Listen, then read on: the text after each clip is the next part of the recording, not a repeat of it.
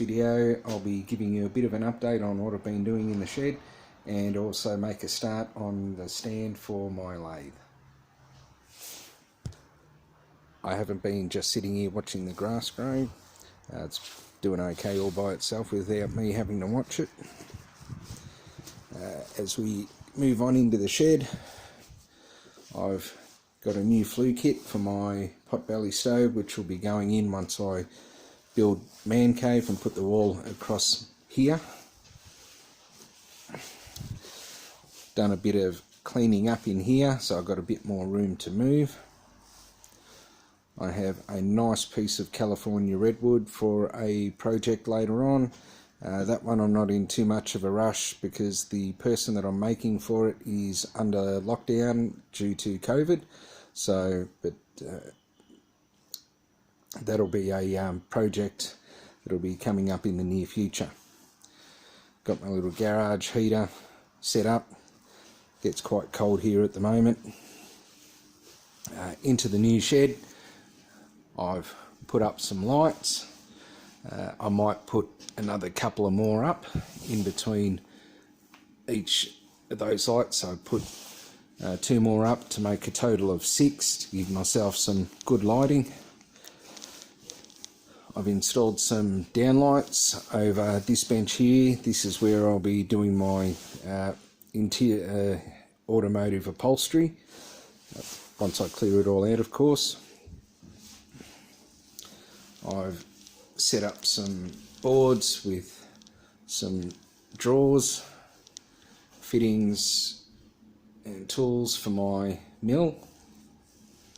Some more drawers. I haven't put anything in them yet. I haven't decided what's actually going in them. Put another shadow board up there where I've started mounting some tools. I've got my cordless charger here. I'm going to get a box here to hold my cordless drills and the batteries. Have the benches pretty much set up where I want them. Got my parts washer under all that sort of stuff. That's all set up. It's all right to go. Another bench there. Huge roll of paper towel for just wiping your hands, etc. Mounted that up on the wall so it's nice and sturdy. I've gone along the top of the walls and I've filled it in with some expanding foam to cut out the draft on both ends, and it's also stopped a lot of water coming in. On the existing garage, or the old garage, water leaks have been the bane of my existence, so I've had to go along, take off the pieces of tin here, try and find out where the water leaks are coming from, and each time I find one I fix it. But anyway, as you can see, it's a bit of a mess at the moment and I need to clean up so I can get started on the stand for my lathe. So I'll do that first and then I'll come back to you.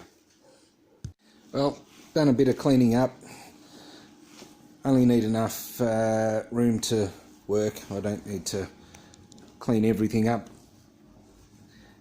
Just before I start my stand for my lathe, I just want to run through. This is my milling machine. It's all set up. I set it up the other day. It's all nice and level. I used some packers down the bottom.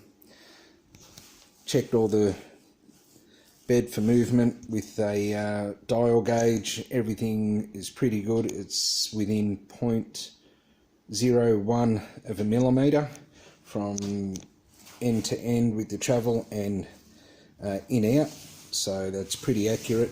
The milling head itself is also perfectly 90 degrees with the bed. I've topped it up with some oil, gave it a bit of a clean up, and then just gave it a quick wipe down with some oil, and she's all ready to go. My table saw, for portability or ease of move around, I put some wheels down the bottom, but the table saw itself is still a little bit too high. Even if I took the wheels off, it would still be a little bit too high. So what I'll do with that later down the track is make another frame underneath and lower it down a little bit. But just before I actually start on the lathe stand, just want to show you something. I've always wondered about this. I've set up 6 tape measures of varying qualities: a super cheap auto, a Stanley, another cheap one, another cheap one, Lathe, and another Stanley. So out of the 6, we've got 3 good ones and 3 reasonable or cheap quality ones. But what I want to show you is the accuracy of the tape measures, and when I'm doing something, I always use the same tape measure for the whole job, so I don't get any of the measurements mixed up. But what I've done is I've set my tape measures at the end of this bench, weighted it down with a square, and I've put another ruler across just to show you the differences in the tape measures. As you can see, I'll wait till it focuses. I've got a bit of glare from the lights, but this one here reads, the first one reads 4.1 millimeters. The second one reads about 4 3/4 millimeters. The third one, again 4.1. The fourth one reads spot on 4 millimeters.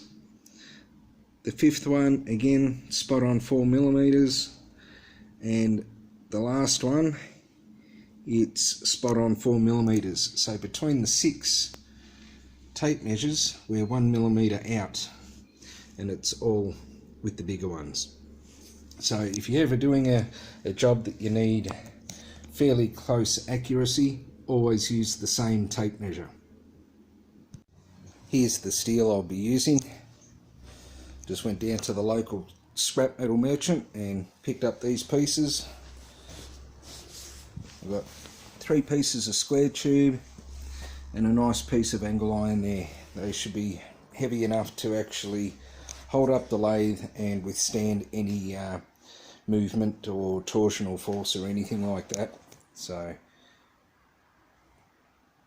I'm not going to bore you with a step-by-step process of everything that I'm doing, because if you want to see that, there's plenty of other YouTube videos out there that can show you that, but I'll quickly run through what I'll do first. I'll quickly make the base for the lathe, then I'll make the uprights for the legs, and then I'll also make 2 cross pieces for the feet. I have adjustable leveling feet coming because this concrete isn't exactly level, so I'll use those adjustable feet to level everything up, and if need be, if it's still not level, I'll get some small shims and I'll put them underneath each of the bolts there to have the lathe nice and level. I've finished the first part of the lathe stand. It's the part where the lathe actually sits on. This is it here. This is tail stock end and the head stock end. I've just painted it a little bit because it's the end of the day for me today, and I won't be able to do any more on it for at least another week on my next day off. But the mounting holes have been drilled.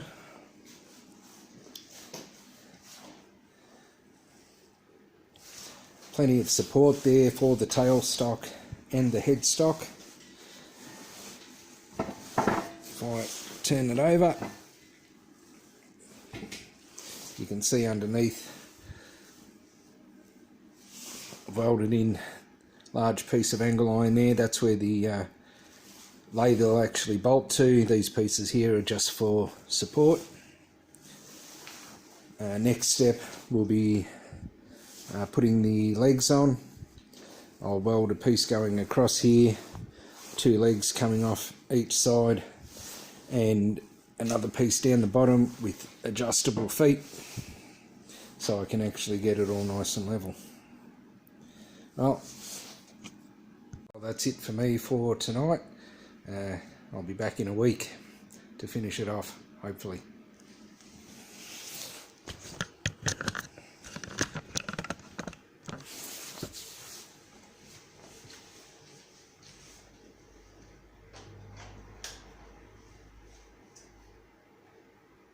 Last thing before I go, this is the engine that's going in the F100 and the transmission just here.